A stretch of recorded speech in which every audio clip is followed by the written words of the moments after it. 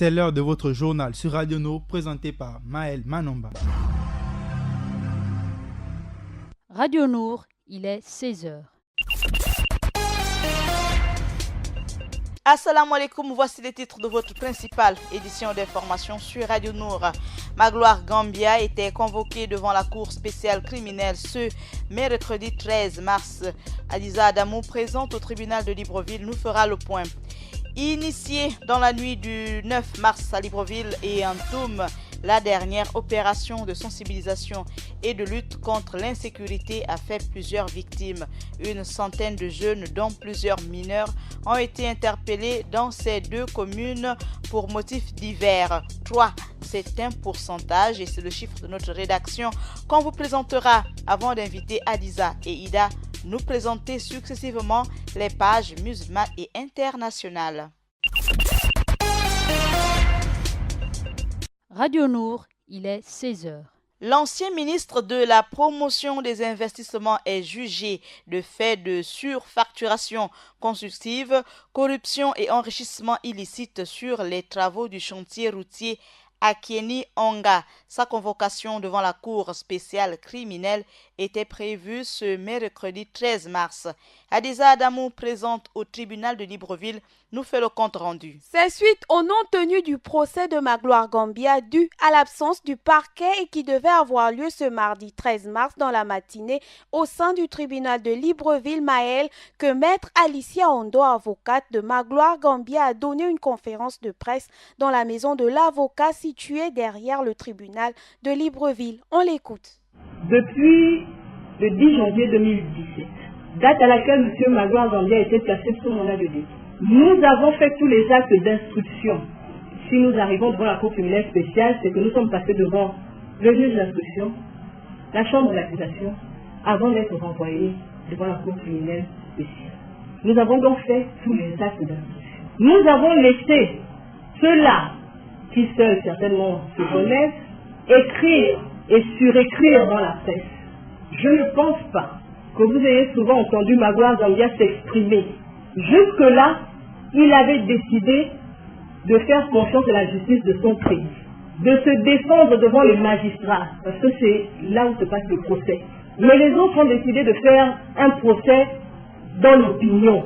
Voilà Maël, c'était à l'instant un extrait de la conférence de presse donnée aujourd'hui par l'avocate de M. Magloire Gambia, Alicia Ondo. Il faut rappeler à Adiza Adamou que Magloire Gambia est détenu depuis le 10 janvier 2017. L'ancien ministre de la promotion des investissements sera jugé pour des faits de concussion, corruption et enrichissement personnel illicite pour l'affaire de travaux sur l'axe Akieni-Onga. C'est dans la province du Haut-Ogooué. D'un linéaire de 60 km, le tronçon aurait coûté 60 milliards de francs CFA. Les travaux exécutés par le groupe Santulo Sericom ne seraient pas arrivés à leur terme, alors que l'argent avait été bien décaissé par l'État. Il est reproché à Magloire Gambia de surfacturation de l'ordre de 4 milliards de francs CFA dans l'exécution des travaux. Lancée en février dernier, l'opération de sensibilisation et de lutte contre l'insécurité s'est poursuivie dans la nuit du 9 mars dernier à Libreville et Ntoum, sans le procureur de la République à sa tête comme au début de l'opération. Le commando d'agents des forces de police nationale et de la Direction générale des recherches a sillonné certains quartiers de ces deux communes. Une initiative visant à lutter contre l'insécurité, la drogue et toute forme de criminalité afin de permettre aux populations de vivre dans la sérénité. À Libreville, les agents de force de police nationale et de la DGR ont perquisitionné certains troquets, débits de boissons et snack-bars dans la zone des PK où plusieurs jeunes ont été interpellés pour divers motifs. Dans la commune de Toum, l'équipe était du côté de Bikele où elle a notamment mis la main sur un dealer de chanvre indien. Au total, une centaine de jeunes ont été interpellés, dont plusieurs mineurs, dans les débits de boissons. Une opération saluée par les résidents des zones touchées. Un coup de filet qui gagnerait à étendre ses mailles dans les zones à haut risque à Libreville, où l'insécurité règne en maître, à l'instar des Akébé, de Dragon, Kembo, Cocotier, Kingele. Une inquiétude à laquelle s'attaqueront les initiateurs de l'opération de sensibilisation et de lutte contre l'insécurité qui ont promis d'étendre cette initiative à l'ensemble des quartiers de Libreville avec l'espoir que cette action se poursuive dans le reste du pays. Pour parler du pays, on va à l'intérieur dans la province de l'Ogooué-Maritime avec cette brève triste. La plage de la Sogara à Port-Gentil a enregistré un cas de noyade. Âgé de 15 ans à peine, Franck Onanga a trouvé la mort le 10 mars dernier lors d'une baignade sous le regard impuissant de 3 de ses amis. Un peu de sport dans cette édition d'information. Le sélectionneur national Daniel Cousin a convoqué Pierre-Emerick Aubameyang pour le match ultime des éliminatoires de la Coupe d'Afrique des Nations CAN 2019 face au Burundi le 23 mars prochain à Bujumbura. Une rencontre dont la présence de l'attaquant n'est toujours pas garantie jusqu'à présent. Nous vous l'avons annoncé dans les titres 3, c'est le chiffre de notre rédaction, lancé le 15 novembre dernier par l'ancien Premier ministre Issoze Ngondé.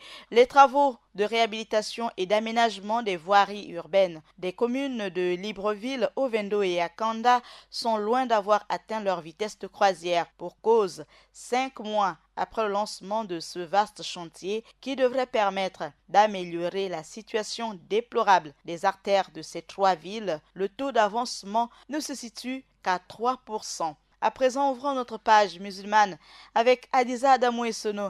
Assalamu alaikum Adiza. Wa alaikum salam Maël. Dans la page musulmane du jour, on évoque la célébration du 12 mars à la mosquée Hassan II de Libreville hier par les membres du Parti démocratique gabonais. On parle également en Israël de la fermeture de l'esplanade de plusieurs mosquées à Jérusalem depuis les heurts survenus ce 12 mars 2019. Et on termine avec Lina Khan, une cinéaste musulmane revêtue d'un hijab à Hollywood.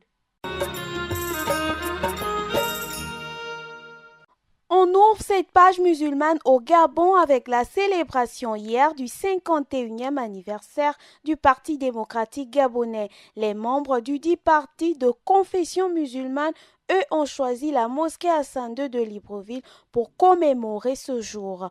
Au programme culte pour le rétablissement du distingué camarade et raïs de la communauté musulmane du Gabon. Écoutons un extrait de l'intervention de Madame Rabiatou Annie-Christelle Lembourg, membre du bureau politique du Parti de masse. Écoutez, on ne peut déjà que remercier le Parti démocratique gabonais, déjà qui a eu l'initiative à l'occasion de ces 51 ans, de pouvoir donc remettre entre les mains de Dieu le pays, la santé de notre distingué camarade président, son excellence Ali Bongo Ondimba, qui depuis est le raïs de la communauté musulmane. Poursuivons l'actualité musulmane en Israël où l'esplanade des mosquées reste fermée à Jérusalem depuis des heurts qui ont survenu ce 12 mars 2019. La police israélienne a évacué et fermé ce mardi 12 mars l'esplanade des mosquées à Jérusalem après des heurts entre forces de l'ordre et Palestiniens sur ce site ultra sensible, théâtre de nouvelles tensions depuis quelques semaines. Par ailleurs, un Palestinien est décédé après avoir été blessé par balle lors de la heurte avec les forces israéliennes à Salfit, dans le centre de la Cisjordanie occupée. On termine avec Lina Khan, où la percée d'une cinéaste musulmane revêtue d'un hijab à Hollywood. Coiffée d'un hijab et observant les travers d'Hollywood avec son regard aiguisé de cinéaste, l'américaine musulmane d'origine indienne. La souriante Lina Khan tente de se frayer un chemin dans la grande usine à rêve du 7e art en veillant à ne pas y perdre son âme. Soucieuse de préserver sa singularité dans la puissance industrie du trompe-œil où les stéréotypes anti-musulmans sont d'autant plus tenaces qu'ils sont constamment ravivés sur grand. Cette prometteuse musulmane dotée également d'une belle plume trace son sillon en vert et contre tout hors des sentiers battus et loin des soirées grisonnes où il faut être et se faire voir. Voilà donc Maël les informations proposées dans la page musulmane. Sur ce, je vous dis assalamu alaikum. Merci Adiza pour ces informations. Ouvrons à présent la page internationale avec Ida Ibinga. Au sommaire de notre page internationale, on parle des résultats des élections générales marqués par les enjeux locaux au Nigeria, suivi des prisonniers politiques en RDC où les libérations annoncées se font attendre. Nous ouvrons cette page internationale avec les résultats des élections générales marqués par les enjeux locaux. Les résultats des élections des gouverneurs donnent une légère avance au parti au pouvoir, le Congrès des progressistes qui remporte 13 États. Le scrutin qui s'est tenu le samedi 9 mars concernait 29 des 36 États de la Fédération. Il s'est globalement bien déroulé. Les électeurs sont toutefois appelés de nouveau aux urnes samedi prochain dans au moins 6 États. C'est une bataille autour d'enjeux locaux. Ajoutons à cette actualité les prisonniers politiques en RDC. Félix Tshisekedi avait promis le 2 mars dernier de libérer tous les prisonniers politiques dans les 10 jours. Le délai a expiré ce mardi à minuit sans aucune libération. Cette question du prisonnier politique devait être réglée depuis décembre 2016 et la signature de l'accord politique de la Saint-Sylvestre. Le nouveau chef de l'État congolais a reçu lundi le président du conseil de suivi de l'accord qui lui a remis des listes sur lesquelles figurent des dizaines de noms, mais toujours pas de fumée blanche pour ces détenus. Fermons cette page internationale avec l'info de plus au Nigeria. Régime politique, République fédérale. Population 168,8 millions d'habitants. Densité 182,77 habitants par kilomètre carré. Indice de fécondité 6. Croissance démographique 2,8%. Merci et bonne suite de programme. Merci à Ida Ibinga et Adiza Adamou. Merci à Paturel Minsa pour la mise en onde et pour la réalisation de ce journal présenté par Maël Manomba de Mouabi. Assalamu alaikum sur Radio Nour. Radio Nour, il est 16h.